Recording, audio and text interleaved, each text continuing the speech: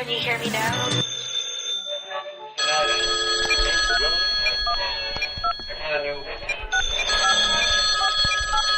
It's Steve calling. Damn it.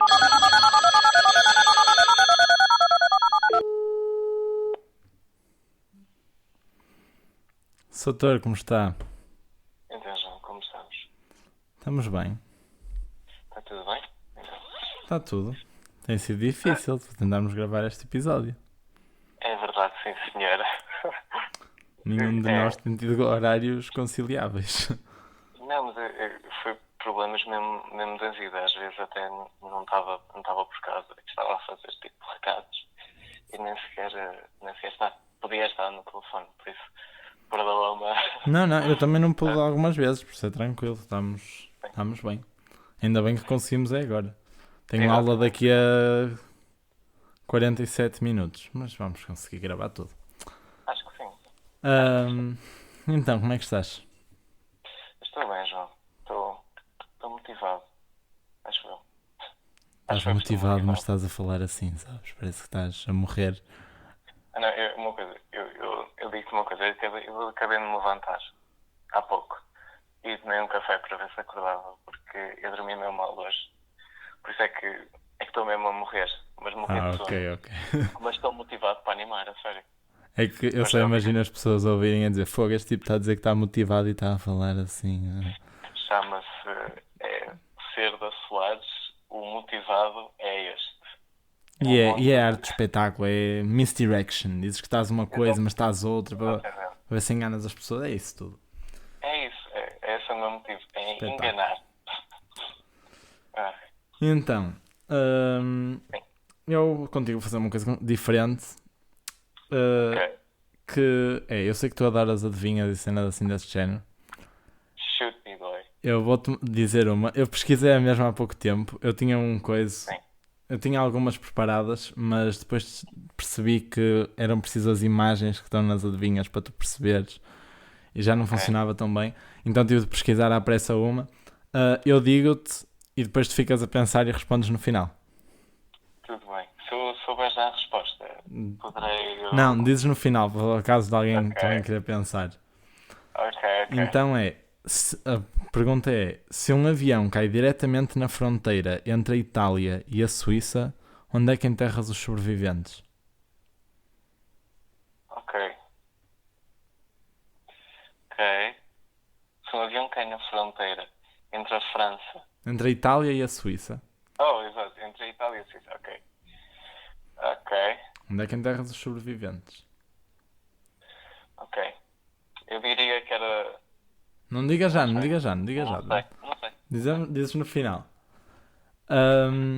E pronto, opá, acho que uma maneira diferente de começar. Já com uma dúvida. Sim.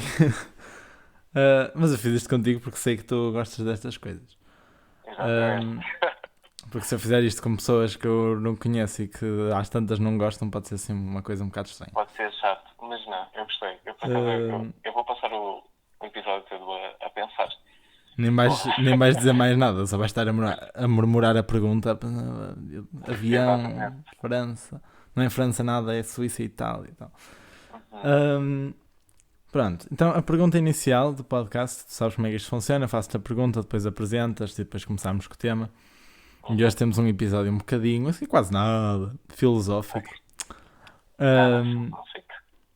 E então a pergunta que eu tinha, hoje a pergunta que eu tenho para ti está dividida em 3 partes. Sim. Se te fosse possível viajar no tempo, viajavas ou não? Se fosse... Ok. Isto é difícil. É realmente uma boa pergunta. Esta é a parte fácil da pergunta, das 3 partes. Esta é a parte fácil. Esta é a parte fácil. Ok. Queres que eu já te responda ou queres-me Sim. dizer as outras 3? Não, responde uma de cada vez.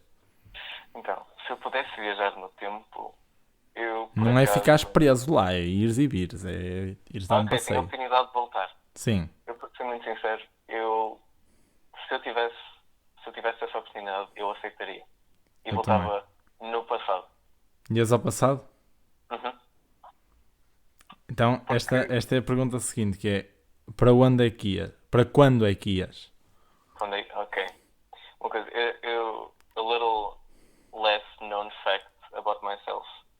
Há uma coisa que me sempre intrigou imenso e foi, eu não sei se tu sabes, mas no Egito é uma coisa, um espaço temporal muito estranho, mas existe o Egito que nós conhecemos agora, com as pirâmides, os hieroglifos, e depois temos o Egito que nós pensamos que tem tudo a ver, que é o Egito de Cleópatra, os romanos e já estarem a invadir a Norte de África. E há uma dúvida enorme na minha existência, que é saber o que é que se passou entre este meio. E há pouca coisa agora para explicar. Sim, estamos a falar de um espaço temporal enorme, não é? Sim, porque... O Império Egípcio teve quase 5.000 anos.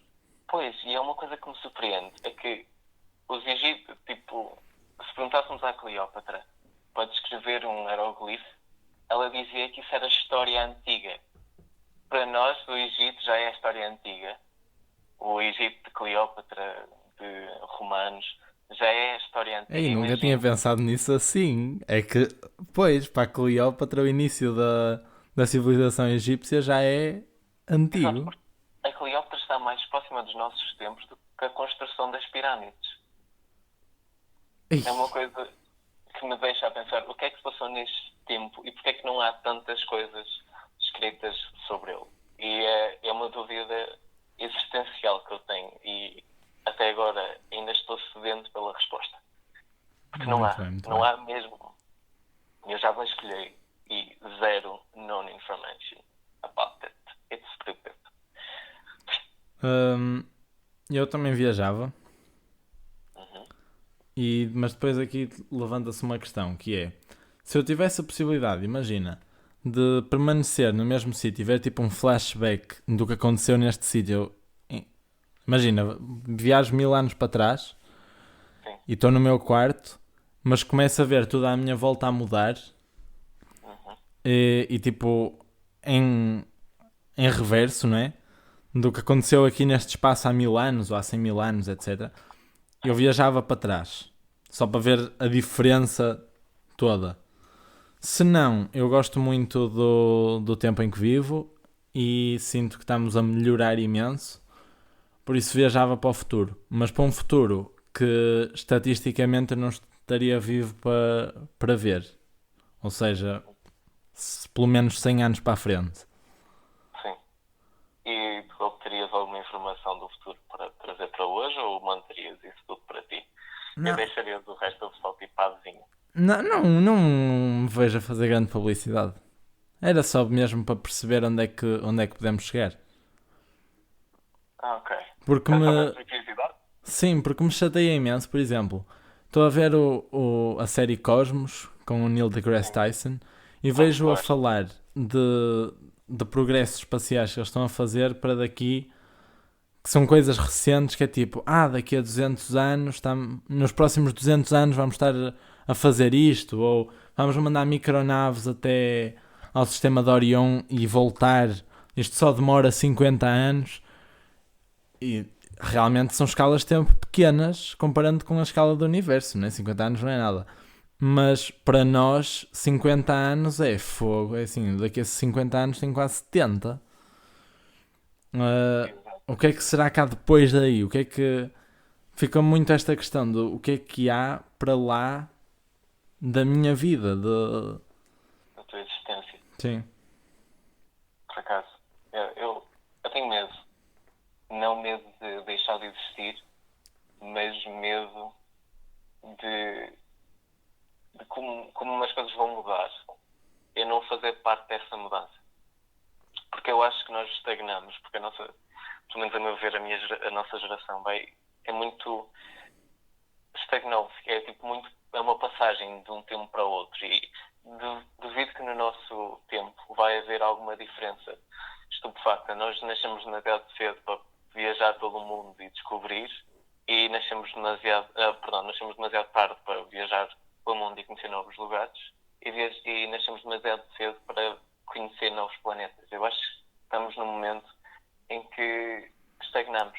Sim, acho que não vai haver assim grandes alterações, ou seja, não vamos presenciar grandes...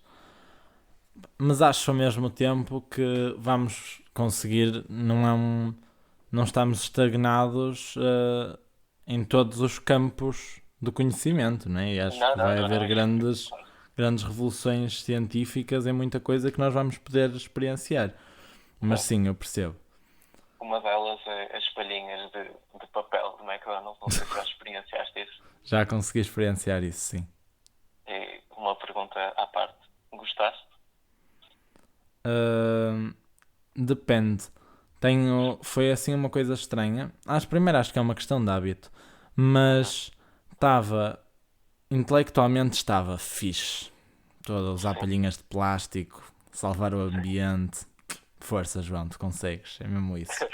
E depois o meu paladar estava... não é a mesma coisa. Não sei se gosto tanto. Mas o meu intelectual estava... Está calado que estamos a salvar o ambiente, isso é que interessa. Ou seja, a experiência foi positiva. Apesar de ter sido um falso positivo, foi positivo. Foi positivo, ok. É que eu fiquei com esta dúvida. Sim, mas acho que é positivo. Ok. Nice. Next question, A última questão em relação às viagens no tempo é: tu tinhas duas hipóteses. Na primeira hipótese é nunca viajas no tempo. Ficas aqui no tempo em que estás presente e pronto. Melhor, três hipóteses. Ok. Isto não viajas, ponto, e não arriscas nada. Sim. Viajas no tempo uma vez, mas não sabes para onde é que vais calhar.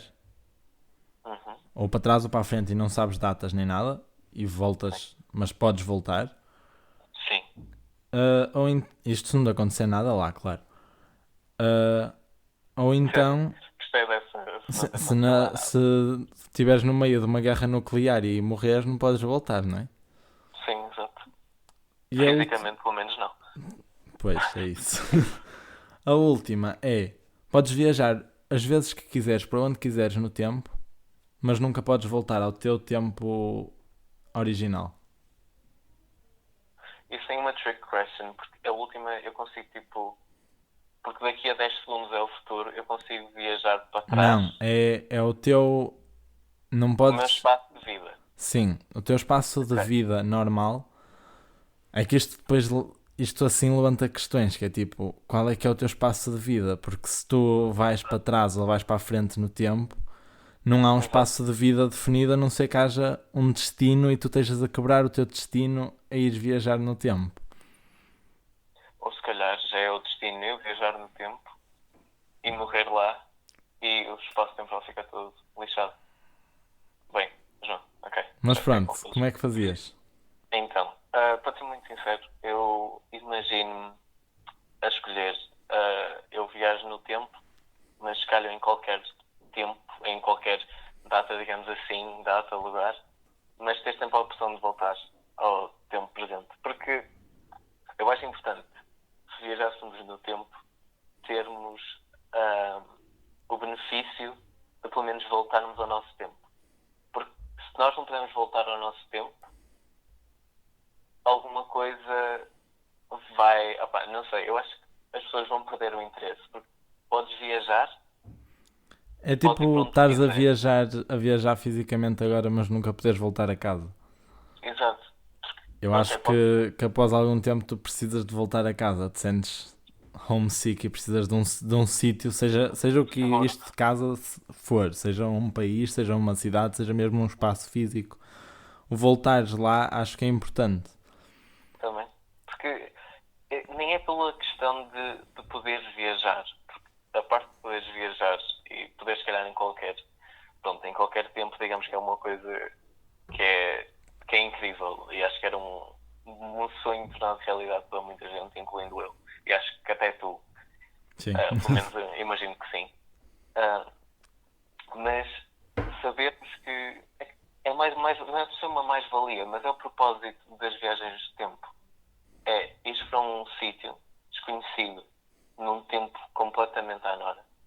E tu apareceres depois no teu tempo e mostrar que foi isto, estiveste aqui, estiveste ali. Para mostrar o que é que pensavas, o que é que as pessoas pensavam, Sim. quais são os avanços. Porque eu acho que esse é o propósito e o desejo de muita gente nas viagens do tempo, que é melhorar ou pelo menos perceber a questão de vida no seu tempo, pronto, de vida, os seus 100 anos, digamos assim, se essa pessoa viver, melhorar esses, ou perceber porque é que ele tem 100 anos de vida, ou porque é que não tem. Pronto, eu acho que esse é o propósito das viagens de tempo, é melhorar, ou pelo menos perceber como é que foi o passado. Mas sim, eu acho que eu preferia viajar no tempo, ter essa opção de viajar no tempo, ir para qualquer tempo, para qualquer data, digamos assim. Eu estou a dizer tempo muitas vezes, vocês também. Para Sim. qualquer data, mas ter sempre a opção de voltar para casa. Também acho que Porque sim. há muita coisa em jogo aqui, porque eu gosto imenso do tempo onde eu estou a viver e não trocava por nada, não trocava o tempo que eu estou a viver agora para voltar a 100 anos atrás, porque eu sei que no meu tempo de vida eu vou experienciar coisas que se calhar iam me abalar e iam, pronto, abater fisicamente e psicologicamente, que são coisas que eu não vou experienciar se calhar no meu espaço de vida, ou se calhar se eu experienciar vou estar mais preparado para isso. Sim, é assim. Acho que esse é o porquê. Por exemplo, eu a voltar, eu ia para o passado, eu ia para o século XX, Uhum. porque sinto que pelo menos artisticamente e culturalmente consegue ser mais perto do que é hoje em dia e consegue na mesma ser extremamente interessante. E não seria um choque de realidades muito grande. Seria, mas não tão grande como voltar, tipo, como ir para o século XVI ou para a Idade Média ou assim uma coisa, né? Mas estamos a falar de um século também cheio de guerras e cheio de tudo, né? Exato, são as duas grandes guerras estão lá. Por E isso, depois não falar de uma situação política estupidamente instável pronto. devido a literalmente tudo. Sim, mas seria. Por isso é que eu acho que viajar no tempo não era uma cena. Para trás não era uma cena que me agradasse muito. Seria uma coisa fixe no sentido de: ok, eu vou, estudo, volto. Mas ir e não poder voltar ou correr o risco de ir parar a um sítio que não queria estar mete-me alguma confusão. Por isso eu acho que escolheria poder ir para um sítio à sorte, mas voltar sempre e ter sempre a âncora Voltar de para voltar casa. a casa. Ok. Ainda bem que concordamos nisto. Sim. E isto estendeu-se muito mais do que eu estava à espera. Mas ok, vamos seguir. Está Se calhar fixe. vi, se olhar podcast. Está fixe, está fixe, está fixe. Então, como estava a dizer há bocado, este vai ser um episódio extremamente filosófico. Vamos falar sobre o eu Sim. e sobre o que é isto do eu e quem é que sou eu e quem é que és tu, etc. O que dá algum peso à tua apresentação inicial. Mas acho mesmo assim que seria importante apresentar-te, por isso. Ok. Pois, olá, eu sou o Gonçalo. Só por Gonçalo mesmo agora. E sou aluno da Soares Reis. Estou neste momento, tenho 18 anos. Estou neste momento a estudar multimédia, ou seja, animação. E estou a viver o melhor tempo da minha vida em quarentena. Ok, fixe. Então, a primeira pergunta era quem és. Acho que estás aí um bocado na resposta. Porque isto pode ser uma pergunta. Eu acho que isto é uma pergunta que pode ser extremamente simples, no sentido de pego no meu cartão de cidadão e espeto-te na cara, eu sou João Belchior. O problema é que eu até nem defino muito pelo meu cartão de cidadão, digamos assim. Eu acho que tu sabes o porquê. Sim, sim, eu percebo. Eu não- Mas no sentido de quem é que sou eu sou um nome, sou esta exato. pessoa, sou um Sim. tipo de 18 anos, de cabelo escuro, mas depois a questão é, isso responde mesmo à pergunta de quem é que nós somos? Exato. Porque Acho que não. há outro lado, não é? Porque o que é que. Porque depois leva-me à segunda questão, que é o que é que nos distingue de todas as outras pessoas? Há algo maior que nos distingue ou são só pequenas coisas sem importância que fazem com que. E pequenos genes que fazem com que eu seja eu e tu sejas tu? Eu para ser muito sincero, eu vou-te dar duas respostas distintas, que são duas opiniões que eu partilho comigo mesmo. Que há grandes coisas que nos definem, sendo esta a primeira resposta. E essas grandes coisas são a maneira como nós vemos e como é que nós reagimos com as situações. Porque uma pessoa revela-se não só pela convivência do dia a dia, mas pelas suas reações.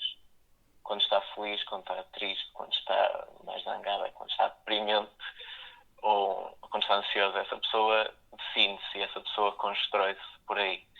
E outra resposta é porque nós somos definidos, e vou dizer esta resposta mais como science textbook, que é tipo, nós não definimos por eu ser eu e ter este nome, mas pelas várias características físicas que eu aparento ter diferentes das tuas, os que nos torna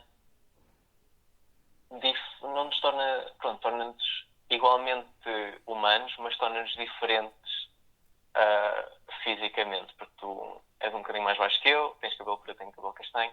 Eu acho que isso nos define, não só as nossas reações, mas também como nós parecemos e como é que nós parecemos de acordo com as nossas reações, acho que nos define imenso. São aí as duas respostas que eu acho que estão um bocadinho em conflito uma com a outra, mas sim. Sim, eu acho que sim, acho que é um bocado por aí. No entanto, acho que vão mais, a minha opinião, acho que vai mais de encontro à tua primeira resposta do que à tua segunda.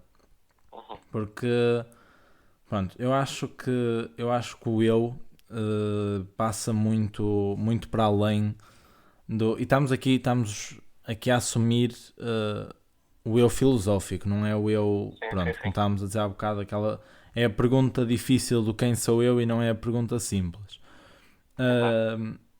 E acho que eu sou, era aquilo que estavas a dizer, sou a forma como reajo e sou as minhas ações e a forma como me comporto e como lido com as outras pessoas à minha volta e com o ambiente à minha volta, mais do que as características físicas. E acho que tem mais a ver com o intelectual e com o emocional, muito emocional.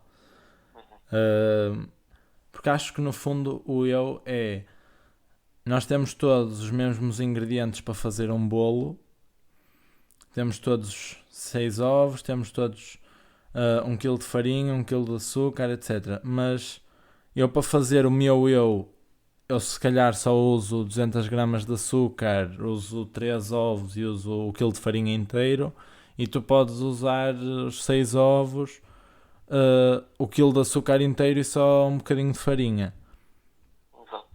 Pronto, mas acho que é um bocado da... Porque pronto, isto porquê? Porque acho que nós temos todos acesso às mesmas emoções e depois é a forma como as usamos em determinados contextos que faz com que eu seja eu e tu sejas tu. Exato. Para perceber mais ou menos como é que, pronto, digamos, e já estou mais pessoalmente, para perceber como é que uma pessoa é, às vezes é preciso vê-la em situações de perigo, porque às vezes nós percebemos mais uma pessoa e percebemos mais ou menos como é que ela é e percebemos melhor como é que ela funciona quando iniciamos uma coisa que é fight or flight response, não sei, acho que faz a parte do que é. Eu acho que é nesses momentos em que nós sabemos como é que uma pessoa é. Tu fizeste isto porque estavas nesta situação e agiste desta determinada maneira. Tu és assim, assim, assim. Eu não consigo definir só isso. Eu preciso de várias e várias experiências dessa fight ou fight response para perceber como é que é uma pessoa. Por isso eu estou pronto, digamos que eu estou mais a par com a minha primeira resposta, mas eu também acredito que a segunda seja importante, porque se fosse, eu até digo isto por causa da aparência. Porque imagina, se tu tivesses um cabelo comprido, certo? Sim. Óculos, sardas ou uma coisa assim, se fosses completamente diferente e uma pessoa te visse a ter as mesmas ações, se calhar essa pessoa ia te ver de uma maneira completamente diferente. E é isso que eu me baseei. Se calhar tu ias ter um eu para responder a essa diferença. Por isso é que eu digo que também as aparências vão mudar muito as ações. Pois, isso leva-me a uma questão que eu tenho tido. Eu estava à procura de um tema para um episódio há uns tempos atrás com a Patrícia e estava a pensar sobre isto, sobre o eu. Porque eu deparo comigo às vezes a ter de me relembrar que a minha aparência é assim ou é assado, no sentido de estar a olhar ao espelho e por um milissegundo ter de haver uma vozinha dentro de mim a dizer: ah, pois é, eu sou este tipo aqui. Porque eu não me vejo, nunca me vi, não é? E nunca me vi fora de mim. Por isso eu sinto que há o meu eu que usa este corpo como forma de comunicação com o mundo e como forma de... Ou seja, eu sinto que o eu é muito mais psicológico do que físico. E sinto... E quando eu disse isto, eu só devo imaginar a outra pessoa, coitada, deve ter achado que eu era maluco. Porque eu até lhe disse assim: é como quando tu, por exemplo, dizes o nome muitas vezes de um objeto e desprendes o sentido. Eu sinto que às vezes é tipo, se eu disser taça, às vezes é taça. O que é uma taça? Taça? Porquê taça? Não faz muito sentido, exato. E às vezes eu sinto que estou a olhar para mim ao espelho e olho para mim ao espelho tantas vezes, e eu não olho ao espelho muitas vezes, não tenho esse hábito, mas ao longo do tempo vou olhando para mim ao espelho, etc., que às vezes desprendo o meu eu físico do meu eu psicológico e é: ah, eu sou este, mas porquê é que sou este? Porquê é que não sou outro qualquer? E é estranho. Por acaso, o físico também rende. Eu não sei se consigo dizer que o físico rende também. Porque nós às vezes tornamos, ou nós fazemos de nós, a pessoa que nós imaginamos, ou a pessoa que nós queremos ser. E também já me deparei com o facto de eu às vezes também perder a noção de eu sou esta pessoa. E não me consigo também, como tu, ver o que é que as pessoas veem. E não consigo ver como é que as pessoas me veem, ou aquilo que elas veem de mim, digamos assim. E sinto que o facto de eu me desprender da minha pessoa, consigo, ou desprender-me não, de ficar a perceber que se eu não for este e tiver este tipo de ações, as pessoas vão me julgar. Porque tu já tens uma ideia prévia de mim, muita gente já tem uma ideia prévia de mim, e vocês sabem que se eu disser alguma coisa, vocês vão até aquelas as piadas dos progenitores. É isso. Vocês sabem que eu digo isso de uma maneira não despreciativa, ou uma maneira de não querer saber, mas uma maneira de engraçada, porque é um sentimento estranho que fica um bocadinho fora do convencional. Se fosse uma pessoa de fora que tivesse outro tipo de vida e não percebesse muito bem o contexto, ia-me achar uma pessoa completamente horrível de eu estar a gozar este tipo. Mas eu acho que o nosso eu, nós fazemos aos olhos da pessoa, e cada pessoa tem uma diferente imagem de nós. Por exemplo, As multiplicidades do eu. Sim, porque o eu para mim, e eu rendo muito àquilo que Freud diz, rende-se a 3 coisas, que é o ID, o ego e o superego. Acho que tens a noção de que desses 3 conceitos, e eu deparo-me agora que neste tempo de quarentena o meu superego baixou imenso, baixou os meus standards imenso, que eu tenho os meus desejos e impulsos animalísticos subiram, porque eu já não tenho a necessidade de ter do meu ego, a minha barreira, o meu princípio da realidade mais ativo, porque eu passo mais tempo comigo e eu consigo descobrir mais de quem é que eu sou, de quem é que eu quero ser e quem é que é o meu eu, sem ser julgado pelos outros, claro. Eu acho que eu baixei imenso o meu ego, ao ponto de eu estou a ceder mais aos meus desejos carnais. Digamos, tipo, se me apetecer comer, eu como. Nem quero saber se as pessoas pensam que eu estou a engordar ou não. Se eu não quiser treinar, eu não treino. E não quero saber quem me vê. Ficas fora de forma, etc. Eu acho que é isso. Eu acho que nós nos rendemos muito ao que o outro diz. Ou seja, o eu está muito preso. É daí do que tu disseste, o que percebi foi que o eu depende muito de quem o vê, ou seja, não há uma coisa concreta. Eu não sou eu sou, pronto, o que os outros veem de mim. eu tenho, ao ver-me a mim, também tem uma visão de certa forma exterior, no sentido de eu para mim sou isto, mas eu para ti se calhar sou outra coisa qualquer. E para uma outra pessoa Também sou é outra outra. coisa. E é isso que E se calhar é a média deste tudo, como se isto fossem valores algorítmicos, é a média disto tudo que forma o nosso o eu. eu mais próximo da realidade. Exato, porque infelizmente nós nunca vamos saber quem é que nós somos realmente, porque nós vivemos muito pela convenção do que é que os outros acham. Eu acho que este tempo de quarentena tem-nos ajudado imenso a perceber quem nós somos realmente e quem é que nós somos fora da situação de convívio, porque a nossa situação de convívio, claro que nos muda e nos vai modificando, porque, pronto, sabes que o nosso superego é os nossos valores, ideais e aquilo que nós aprendemos pela escola, pelo trabalho, pelas pessoas que nos rodeiam. E eu acho que nós mudamos quando descobrimos quem é que nós somos realmente, porque nós nunca vamos descobrir.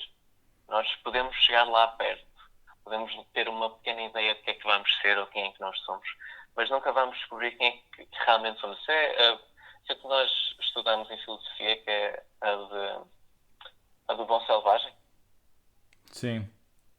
É mais ou menos isso. O que é que tu és se não fosse a sociedade a impor-te alguma regra, alguma norma? Quem é que tu serias? O que é que tu pensarias? O que é que tu deixavas de acreditar? Eu acho que é que nós não podemos realmente nos avaliar, não conseguimos dizer quem é que nós realmente somos com estas dúvidas todas. Eu também acho que não, e acho, pronto, mas acho que acho algumas coisas. Acho que nós somos, o eu é parte de uma sociedade, ponto. E acho que não, que é impossível nós vivermos de uma forma selvagem, no sentido de é impossível nós vivermos sem o contexto de uma sociedade. E sinto que se eu nascesse numa sociedade, se calhar mais oriental, o meu eu seria completamente diferente. Se eu nascesse numa sociedade extremamente religiosa, o meu eu seria um outro. Pronto, mas acho que nós fazemos obrigatoriamente parte de uma sociedade, por muito grande ou pequena que esta seja, e parte de uma cultura. E estavas a falar de perante estas coisas todas, como é que nós descobrimos quem somos, não é? Perante tanta coisa que influencia ou não influencia, ou podia influenciar, ou pode vir a influenciar, como é que nós descobrimos quem é que nós somos? Isso aí deixa-me a pensar, e tu já estavas a dizer há bocado daquilo do fight or flight e em situações de perigo é que nós descobrimos quem somos. Eu sinto que não é só em situações de perigo, sinto que é em situações, fazendo aqui um parênteses ao episódio que fiz há uns tempos atrás, é quando saímos da nossa zona de conforto e quando saímos do nosso habitual. Eu, por exemplo, sinto que descobri mais, não descobri quem sou, mas que me aproximei mais da minha realidade nos momentos em que estava emocionalmente mais em baixo e estava se calhar pior, no sentido de pronto, pá, deixei de falar com amigos que me eram importantes, ou há sempre ali alguma separação. São nestes momentos em que eu tento arranjar novas coisas para me reinventar e para me descobrir, que pronto, que acabo por saber melhor quem sou. E agora eu tinha outra pergunta, que era: até que ponto é que tu sentes que não, acreditas na constante transformação significativa do eu? Ou seja, já não és quem eras há alguns anos atrás? És um outro eu? Ou sentes que és a mesma pessoa, mas com algumas alterações? Eu, por acaso, sinto que eu acredito, e eu falo isto da minha experiência, eu acredito numa transformação contínua do nosso eu, porque uma pessoa nunca é a mesma, porque há várias situações que te vão marcar e tu vais mudar. É aquilo que tu disseste com o Vicente, os medos, as fobias, são coisas que te marcam e que te vão mudar e vão-te moldar muita coisa, porque há pessoas que têm medo de cães, nunca vão ter um cão na vida e se calhar nunca vão ter uma experiência de até limpar porcaria no quarto ou na casa, nunca vão ter que experienciar nada a ver com esse ambiente canino ou felino, tanto faz. E eu acho que as nossas experiências mudam o nosso ser.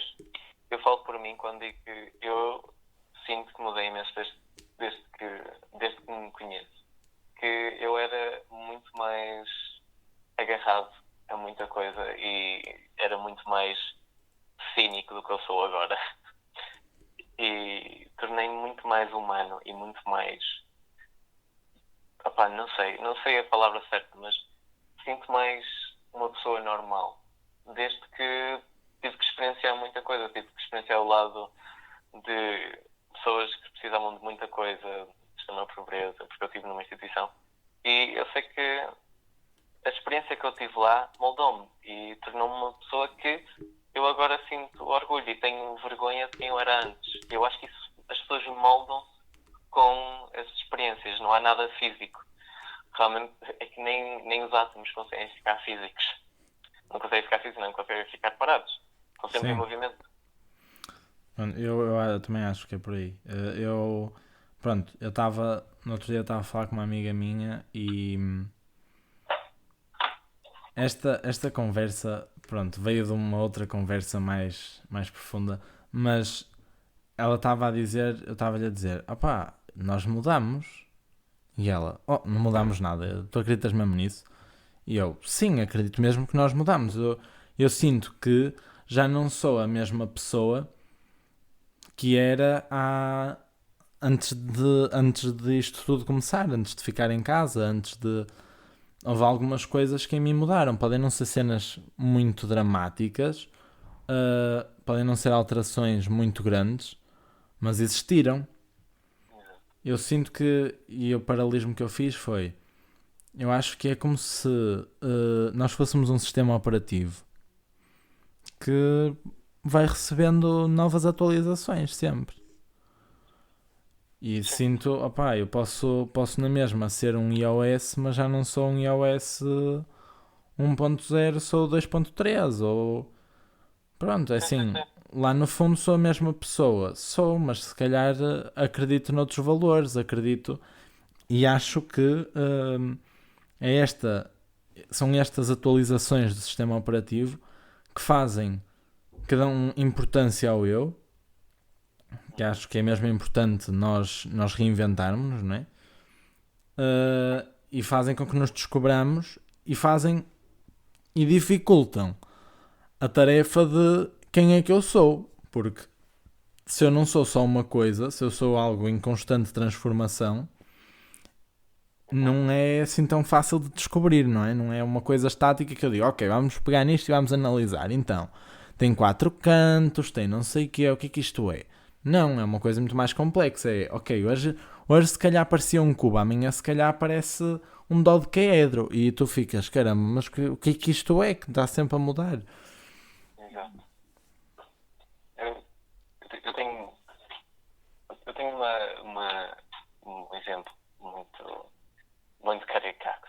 Muito caricato. Eu esqueci-me o nome. Eu não sei como é que se diz. João, por favor, ajuda-me. Como é que se diz? Não sei do que é que estás a falar, eu não consigo ler mentes.